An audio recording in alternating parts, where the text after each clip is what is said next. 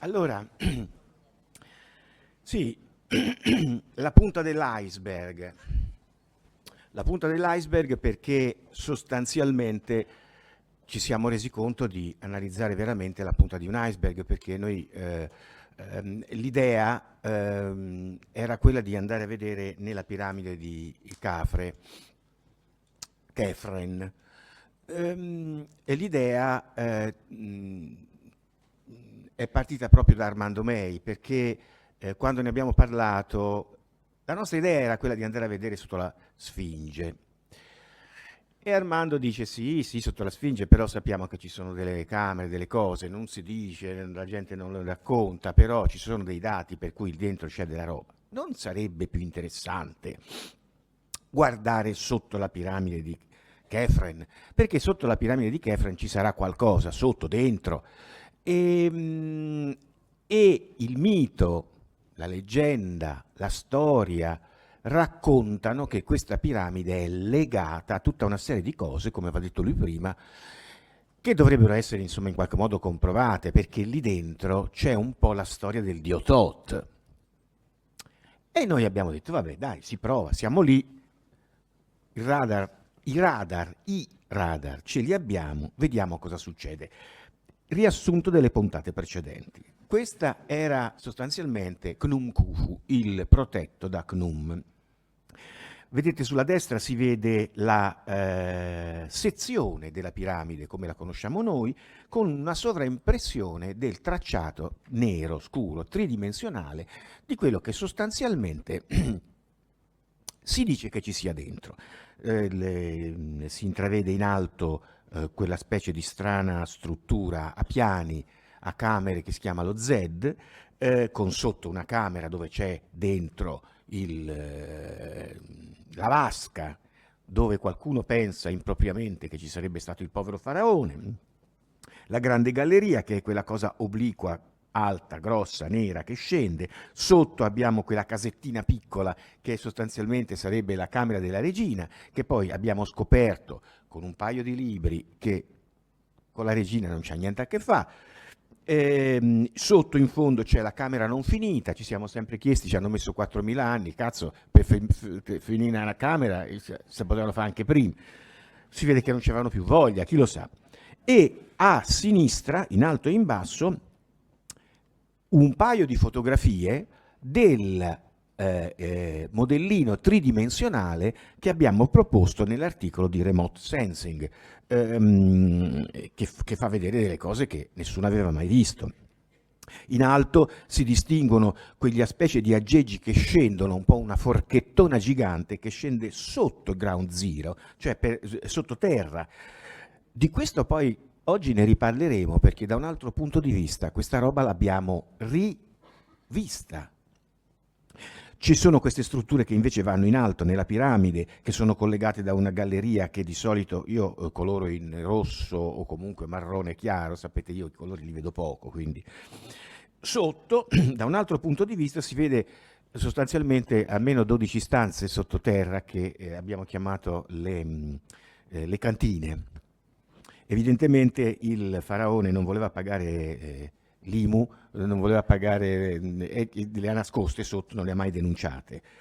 E ci sono tutta una serie di strutture all'interno che noi possiamo vedere sia sostanzialmente sul secondo libro che ho scritto con Filippo, dove c'è sostanzialmente anche tutta la tecnologia che Filippo vi ha in qualche modo descritto ora.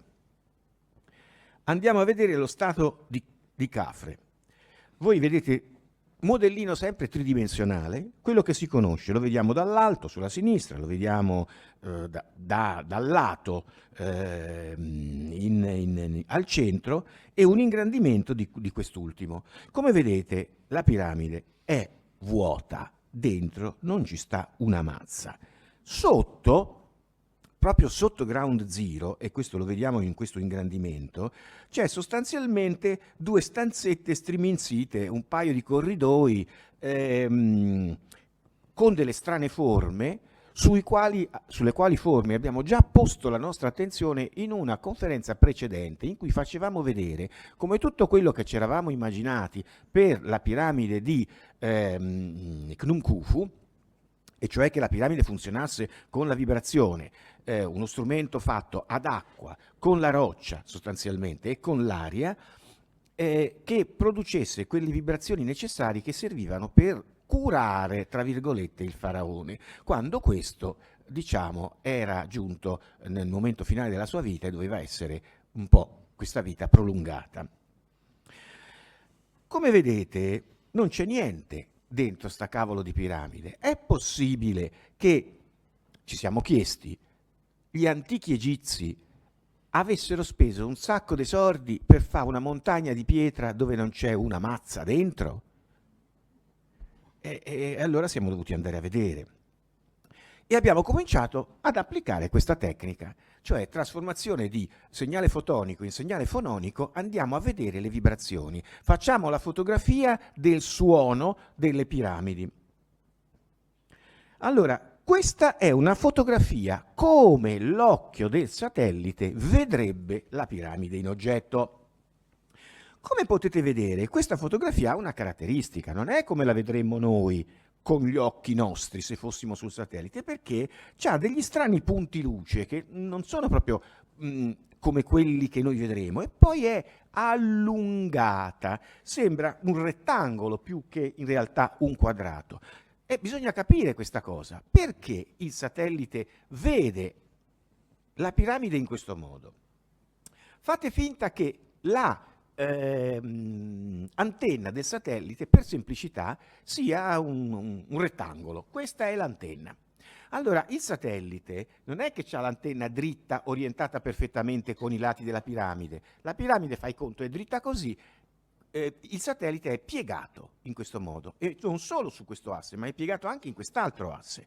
Quindi quello che succede è che quando viene riportato indietro i segnali che poi daranno origine a questo tipo di fotografia, i segnali vengono distorti dal fatto che questa antenna ha una posizione che non è quella che in qualche modo potremmo scegliere noi per vedere l'oggetto lungo l'asse X e lungo l'asse Y perfettamente. Le tomografie che andremo a fare hanno lo stesso problema, cioè hanno un problema che te lo devi sapere, che sono fotografie distorte in questo modo, per questo motivo. Bene, una volta che lo sai, il problema non c'è. Una delle prime tomografie che abbiamo fatto era questa che voi vedete sulla sinistra.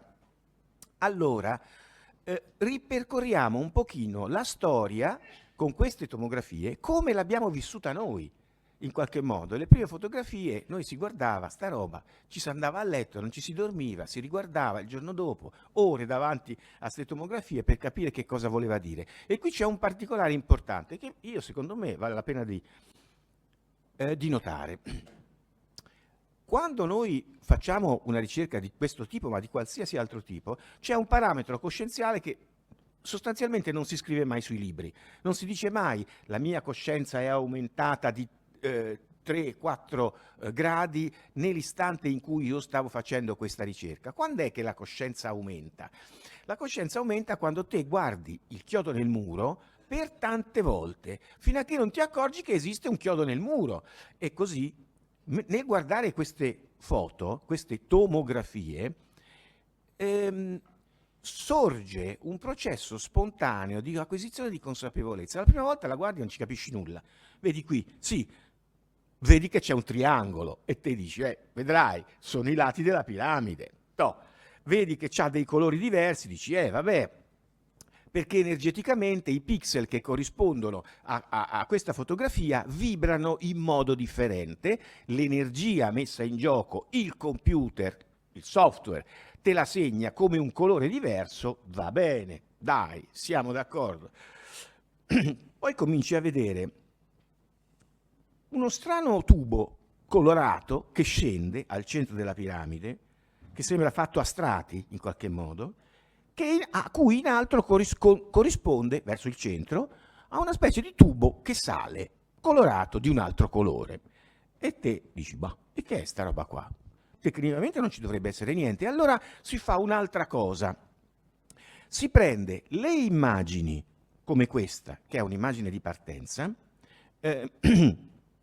dove sostanzialmente è un'immagine nord-sud, cioè voi dovete pensare che si entra entrando nell'immagine che voi state guardando, cioè avete la entrata della piramide davanti, entra davanti e la sezione che noi abbiamo fatto nel mezzo della piramide è come tagliare una torta. Vedete che tagliare questa torta non è poi così semplice, perché te tagli una torta e vedi gli strati di torta, crema, cioccolata, tutto quello che c'è, canditi. La tomografia ha una serie di cose che te la incasinano a morte, ma ti danno, questo incasinamento, termine scientifico, vedrete, ti danno più informazioni, per questo che è incasinata, perché c'è tanta roba dentro.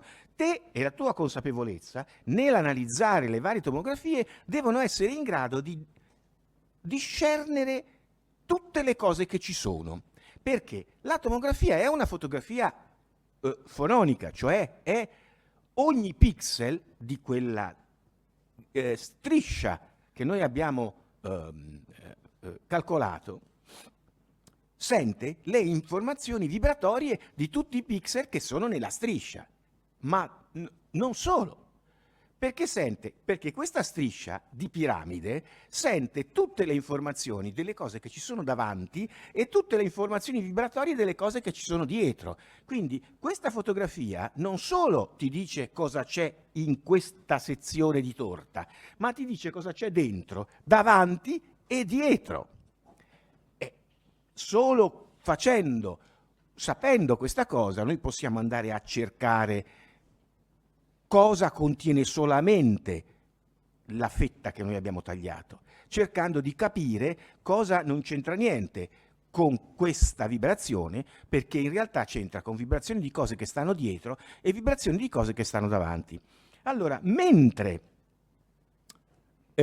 questa tomografia, i colori di questa tomografia rappresentano i dati fondamentali della energia dei pixel che si muovono, quindi le frequenze che si muovono, quindi possiamo dire subito che la parte esterna della piramide vibra in un modo differente dalla parte interna, perché i colori sono marcati. Con questo sistema noi diciamo al computer fammi vedere queste forti differenze e lui te le fa vedere, perché se io al computer gli dico fammi vedere delle differenze ma cancellami qualche segnale perché io non lo voglio vedere, il computer me lo fa vedere, cioè il computer mi mette dei filtri, mette, toglie, ma non altera il rapporto che c'è tra le diverse cose. Invece la fotografia dall'altra parte è un'altra cosa. Si prende l'immagine tomografica a sinistra e si dice al computer, siccome non ci ho capito niente, mi aiuti te a mettere in risalto alcune vibrazioni sotto forma di colore, mentre altre no. Cosa vuol dire? Vuol dire che io sono aiutato a comprendere alcune informazioni, però altre nella parte destra vengono a volte cancellate, esasperate, mentre le vere informazioni sono quelle che mi dà il computer sulla parte sinistra. Teniamo presente queste due metodologie perché ci servono tutte e due per capire poi e interpretare le tomografie. Nella parte di qua, ora che lo sappiamo, nella parte destra vediamo che la parte in basso, cioè questa specie di cannone che scende, sembra proprio, e lì, noi, vi posso assicurare, non ci avevamo capito una mazza. Perché? Che è sta roba qua? Ma sarà un riflesso, forse la tecnica non funziona. Sui riflessi ne parleremo dopo, perché qui, come un'immagine fisica, ottica, ha dei riflessi, l'immagine sonora ha degli echi, come se noi fossimo in questa stanza e ci fosse l'eco. L'eco che cos'è? Un riflesso che invece di essere luminoso è un riflesso sonoro. E qui, siccome noi lavoriamo col suono, i riflessi sonori ci sono, quindi ci stava di vedere delle cose che in realtà non esistevano, che erano dei ghost, no? Allora diciamo, aspetta, si cambia posizione. Guardiamo da un'altra parte, e qui c'è il problema fondamentale. Se io devo costruire un modello tridimensionale, un oggetto non lo posso vedere da una sola fotografia, ma devo fare uno scanning almeno di 2 posizioni, ma forse 2 non bastano, diciamo 3, X, Y e Z. E allora ci siamo posti, avendo l'immagine di partenza davanti, da quest'altra parte, diciamo lato Russia, per intenderci, no? Lato America, lato Russia, perché il nord è in questo momento della piramide che noi stiamo guardando, l'entrata è sempre a nord. Lato Russia, che cosa si vede? Si vede subito una cosa fondamentale. I 2 lati della piramide non hanno la stessa pendenza. Per quale motivo? Perché questi 2 lati della piramide non sono i 2 lati che vedevamo prima così. Quando noi giriamo la piramide in questo modo, noi vediamo sulla sinistra un lato, sulla destra, quindi lato 1, sulla destra il lato numero 3, perché il lato numero 2 sta nel mezzo e non si vede. E questa volta, tutta quella cosa che noi vedevamo come una roba che era dal basso verso l'alto, che entrava verso il vertice della piramide, non è più una cosa sola, ma sono tante cose. In questa cosa se ne vedeva 1, 2, 3, 4 e un pochino dietro forse 5. Cosa volete che voglia dire? Vuol dire che quando noi vedevamo la tomografia che abbiamo visto prima, tutte queste cose c'erano, ma erano una dietro l'altra. Quando noi ci siamo spostati, ecco che le vediamo che non sono più una dietro l'altra, ma occupano uno spazio ben preciso. Allora, un'altra problematica della tomografia è che la tomografia viene elaborata con una tecnica scientifica che si chiama The Trippa Effect, cioè l'effetto trippa. Cosa vuol dire questo? Vuol dire che noi una volta che abbiamo la tomografia la possiamo allargare, strizzare, perché i dati non vengono modificati. Noi sappiamo che un pixel, che dovrebbe essere un quadrettino, l'abbiamo fatto diventare un rettangolino, ma lo sappiamo. Invece di esserci 20 quadrettini, ci sono 20 rettangolini, ma noi sappiamo che l'abbiamo strizzata. Quindi, perché si fa così? Perché si cerca di comprendere in tomografie soprattutto molto grandi e si cerca di mettere in luce una parte della tomografia, mentre l'altra in quell'istante non ci interessa. In questo contesto, la tomografia, che noi vediamo sostanzialmente, vedete, nord-sud, ce l'ho scritti per far vedere come abbiamo sistemato le cose, e noi che cosa vediamo? Vediamo che sopra, innanzitutto l'abbiamo schiacciata, quindi non è più una piramide fatta così, ma è una piramide che praticamente fra un po' è quasi una retta. Ma nel mezzo noi vediamo delle macchie colorate, io le vedo arancioni, voi non so di che colore le vedrete, ne vediamo 2 molto grandi, qualcosa nel mezzo, forse dietro la macchia grande di destra c'è un'altra macchia che potrebbe essere dietro. Al centro di queste macchie c'è sicuramente qualcosa e a sinistra c'è una macchietta più lontana laggiù in fondo. E noi cominciamo a vedere che queste macchie hanno una struttura, perché le abbiamo un po' ravvicinate, abbiamo fatto una migliore trasformata di Fourier, abbiamo in qualche modo messo a fuoco meglio questa cosa. Come si fa per mettere a fuoco questa cosa? È semplice, si fanno tante misure, tante immagini. Cosa fanno tutte queste immagini? Prendono il rumore di fondo e lo ammazzano, perché in un'immagine, siccome il rumore di fondo è caotico, in un'immagine può essere su quel punto, su quel pixel positiva, sull'altra immagine sarà negativa e quindi si ammazza alla fine il rumore di fondo e quello che rimane è solamente il segnale. Guarda che se non c'era Fourier oggi non eravamo qui. Assolutamente, io sono stato sulla tomba di Fourier a Parigi, sul cimitero Père Lachaise si chiama, e ho scoperto la tomba di Fourier, cioè mi ci sono messa a piagne sopra la tomba di Fourier. E noi, guardando questa cosa, cominciamo a vedere che in alto, nel corpo centrale della piramide, ci sono queste macchie, ci sono questi oggetti. Lì per lì abbiamo guardato, io e Filippo, la parte di sotto, dove ci sono questi strani cosi che scendono, no? Dice, sono dei riflessi, sono degli errori, che cavolo, per forza, chissà perché, ma lo capiremo. Bisogna fare delle altre tomografie. L'abbiamo capito bene. E l'abbiamo capito bene, certo. E allora noi abbiamo fatto le altre tomografie. Vedete, questa è nord-sud. Allora questa è est-ovest. Allora, guardate qua.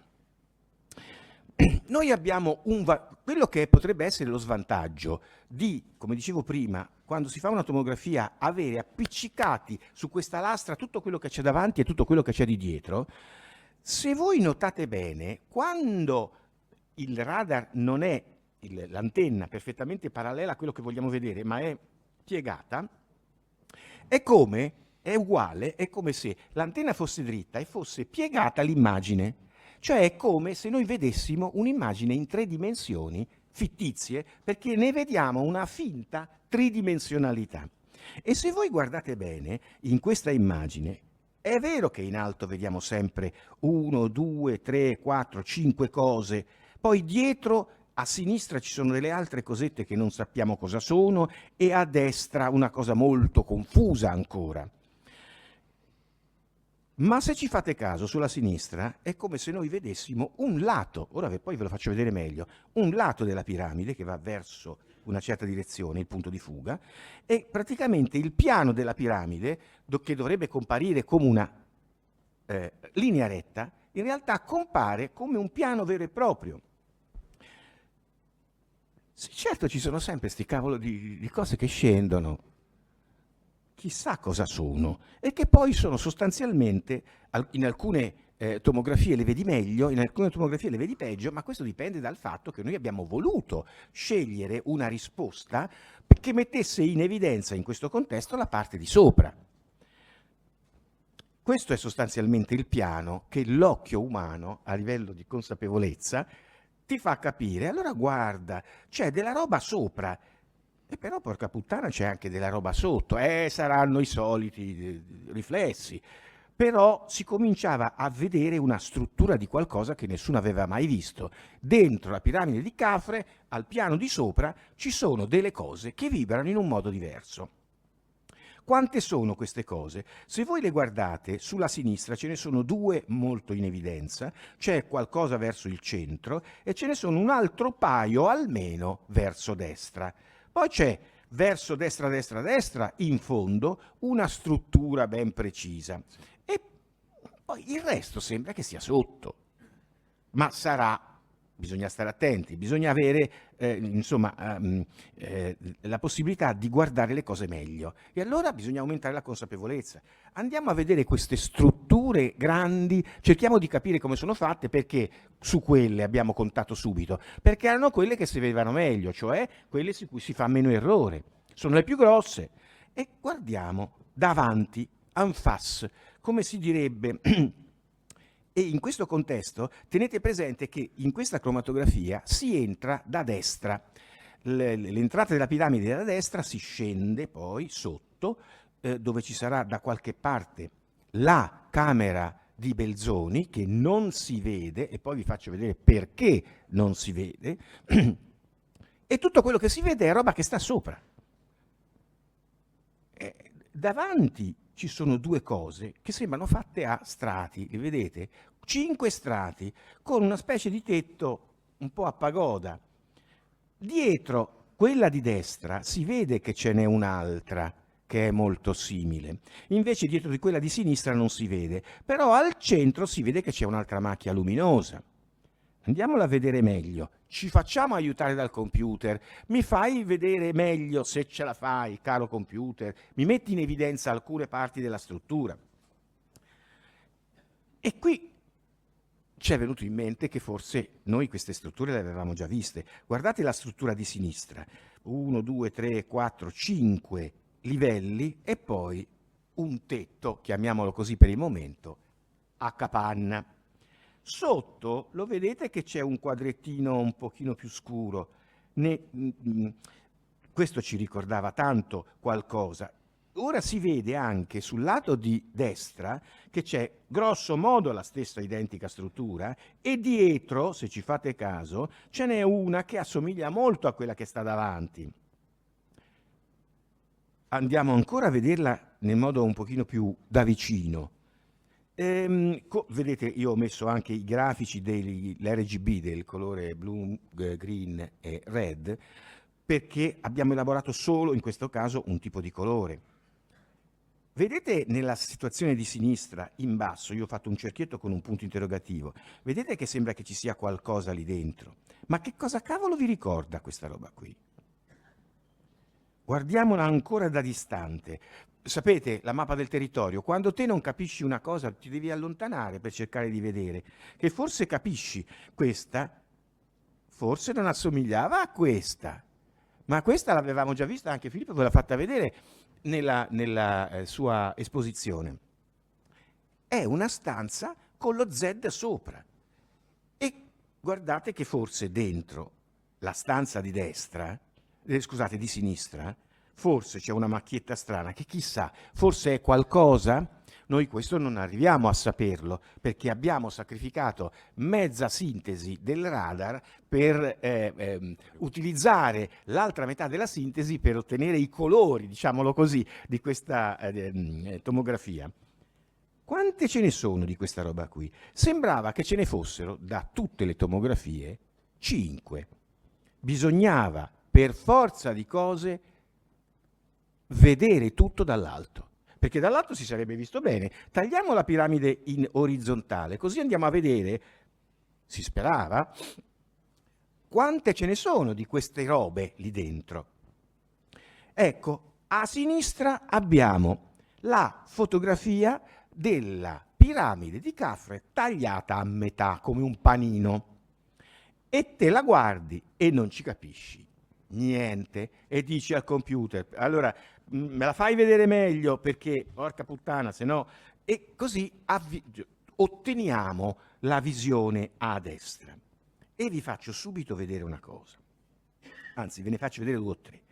Ci sono delle cose luminose che percorrono il bordo di sinistra in alto e a destra, cose luminose. C'è una macchia in basso a sinistra che è una macchia. E che cavolo è questa macchia? Questo lo risolveremo facilmente. Però ci sono delle cose e queste cose qui si dividono in 2 categorie. Quelle che si vedono male, quelle che si vedono bene, ma ci sono tutte. La macchia. Allora, le macchie di luce fononica. Vedete, queste sono una piramide in qualche modo illuminata dall'esterno. Guardate, queste sono macchie di luce fononica. Quella in particolare a sinistra, in basso, è esattamente quello che succede nella nostra tomografia, dove il suono crea un riverbero. Questo c'era già successo nella piramide di Khnum Khufu. E questo riverbero, te dici, porca puttana, c'è un riverbero che mi blocca tutte le informazioni lì. E invece ti darà delle informazioni, perché tutte le volte che noi facciamo una cromatografia, una analisi, una tomografia dall'alto, riusciamo a orientare immediatamente, senza tanti casini, il nord e il sud, perché la macchia sta sempre dalla stessa parte. Una macchia fononica. Allora prendiamo tutti questi dati e li mettiamo tutti insieme. Tutte le macchie luminose di tutte le tomografie devono essere sempre identificate, devono essere sempre le stesse. Dall'alto, partiamo dall'alto, si vede una cosa fondamentale. Il centro della piramide non è, come vi potreste aspettare voi, al centro del quadrato della tomografia, ma è spostata. Perché? È semplice, per 2 motivi fondamentali. Uno, perché il radar è distorto rispetto all'immagine della piramide e quindi, come nella fotografia, che sembrava una fotografia veramente ottica, ti allunga la piramide in qualche modo, che non è più un vero e proprio quadrato, ma diventa un rettangolo. Quindi una parte della piramide ha i dati più appiccicati tra di loro, l'altra parte della piramide li ha più dilatati. E quindi il centro è dove sta la camera di Belzoni. E lo vedete, c'è un tondino sostanzialmente. Poi ci sono 4 strutture, che sono quei 4 circoletti che voi riscontrate in tutte le tomografie che abbiamo visto e che da destra, da sinistra, dal nord al sud, dall'est all'ovest, sono sempre lo stesso numero. Capisci esattamente qual è la posizione di questi cerchietti e capisci anche perché si vedono in questo modo. Allora, quando poi noi avremo costruito un modello tridimensionale, col modello tridimensionale in mano e la tomografia dall'altra parte, inclini il modello tridimensionale in modo da ottenere lo stesso effetto ottico della tomografia. E come potete vedere, ora, se non è semplice, per fare questa cosa qui ci sono voluti 3 mesi, 4 forse, cioè per riconoscere tutte le macchie luminose nelle strutture che noi vedevamo nelle diverse tomografie. È evidente che voi a casa, quando noi fra una decina di giorni metteremo tutto online e anche questo slideshow, potrete fare l'esercizio di andare a vedere tornando indietro e scoprire voi stessi se noi vi abbiamo cercato di peracottare oppure abbiamo veramente in qualche modo utilizzato il nostro tempo e non farvelo perdere a voi per capire esattamente i punti senza perdere tempo. Ritorniamo qui. Ora noi sappiamo una cosa fondamentale. Dal più o meno centro partono 2 percorsi luminosi molto vicini tra di loro che partono dalla macchia in qualche modo verso il basso e non proprio al centro ma un pochino spostati sulla sinistra. Questi 2 percorsi luminosi vanno verso l'alto. Allora voi dovete ricordare come è fatta la piramide. Sotto ci sono 2 percorsi, una entrata che entra a ground zero che va sottoterra e poi risale e un'altra che dall'alto, ma sono una sotto l'altro questi 2 percorsi e l'altro poi si ricongiunge e si ricongiungerà alla fine prima della camera di Belzoni nel corridoio orizzontale finale.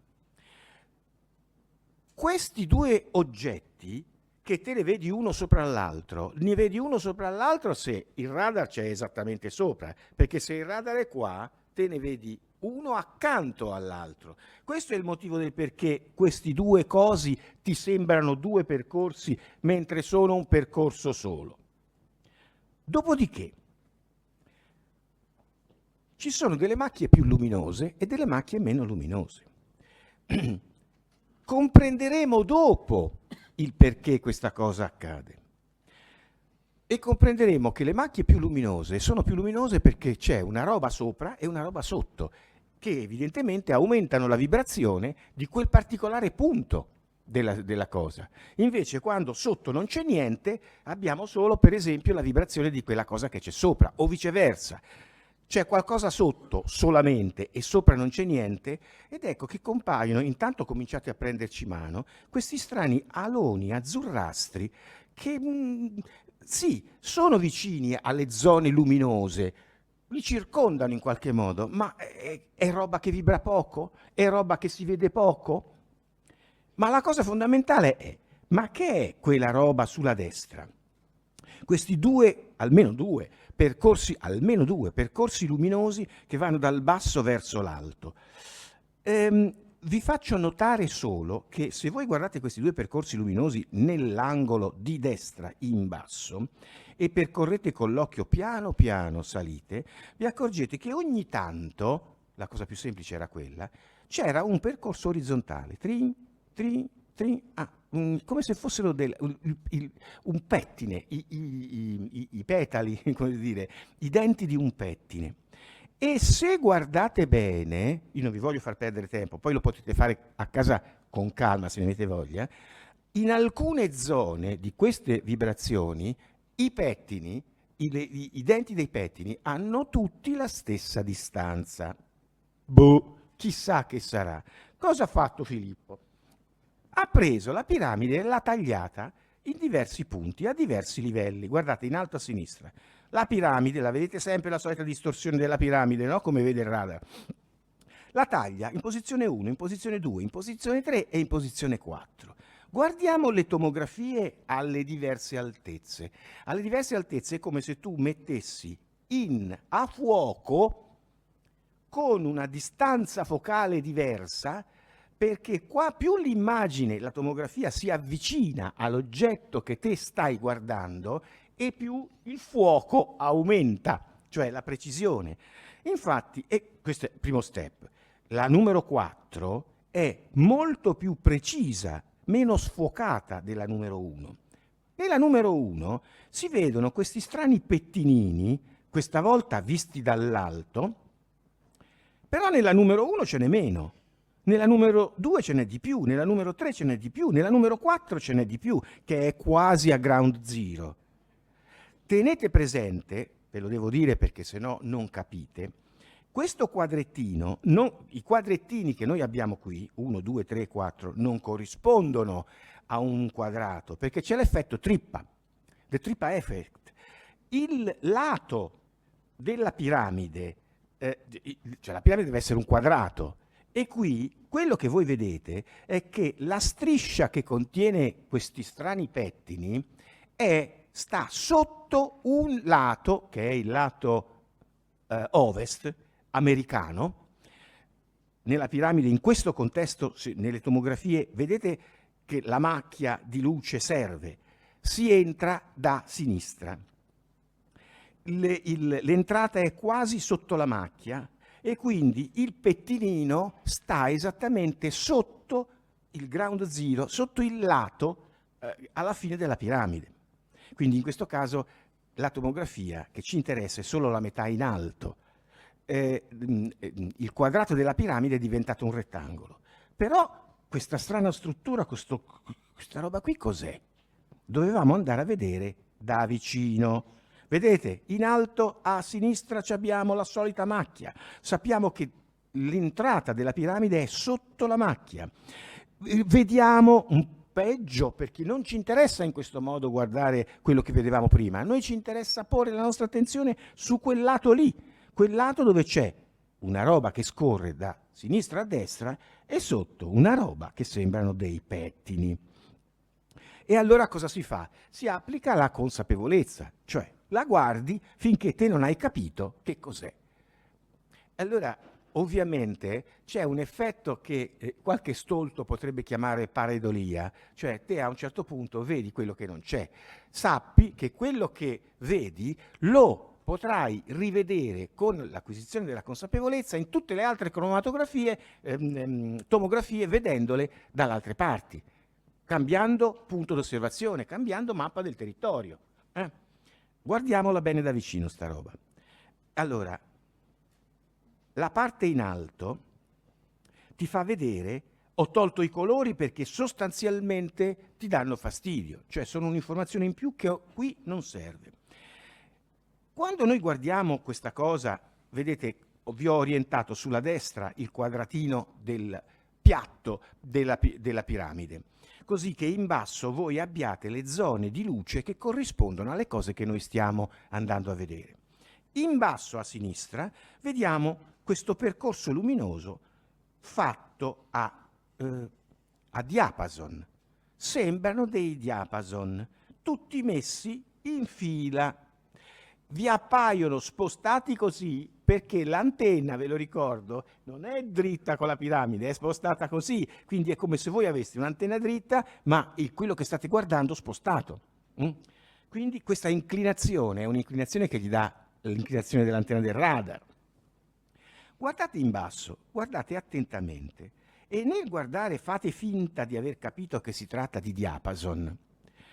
Vedete che dentro ci sono dei disturbi, ci sono delle linee che vanno da sinistra a destra che sono sostanzialmente a volte buie, a volte riflettenti la luce, fino a che un giorno, ci ho messo dei mesi, ho capito di cosa si tratta. E in alto vi faccio vedere la ricostruzione. Ci sono questi pettini che sono sostanzialmente delle forme a diapason e nel mezzo c'è una specie di mm,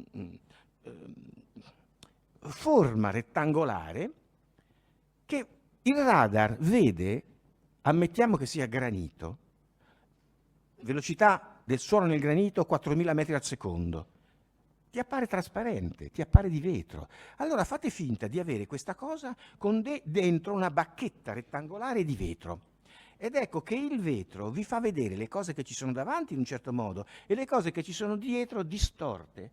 E questo tipo di distorsione è proprio quello che noi vediamo alla fine. In questo contesto solo l'acquisizione di consapevolezza ti fa capire che le cose sono così, perché se no te non ci arrivi in fondo. Di che cosa? Quindi alla fine, qual è la struttura che viene fuori da qui? Quella che vediamo in basso. C'è una roba che va da sinistra a destra, 7 oggetti che sembrano dei diapason e qui all'interno dei diapason, non ce l'ho messa ma poi ve la faccio vedere, c'è un altro corridoio, punto interrogativo, che sta all'apice della curva dei diapason in alto e percorre la stessa distanza da sinistra a destra. A che cavolo serve una struttura del genere? Questa è una domanda che non sappiamo. Guardate che ci sono queste strutture, no? Per esempio questi diapason giganti, che potrebbero essere anche strutture sostanzialmente che servono semplicemente a sorreggere qualcosa. Questa a sinistra, pensate, è il tetto di una biblioteca che si trova in una città olandese, norvegese. È una biblioteca gigantesca, probabilmente serviva a fare qualcos'altro, poi non sapevano cosa farci, ci hanno fatto una biblioteca. E la parte di là è una struttura che regge una diga. Quindi esistono strutture del genere e hanno evidentemente un loro tipo di utilizzo. Però che strano, a diapason, proprio mentre noi stiamo guardando la roba che vibra, che strano.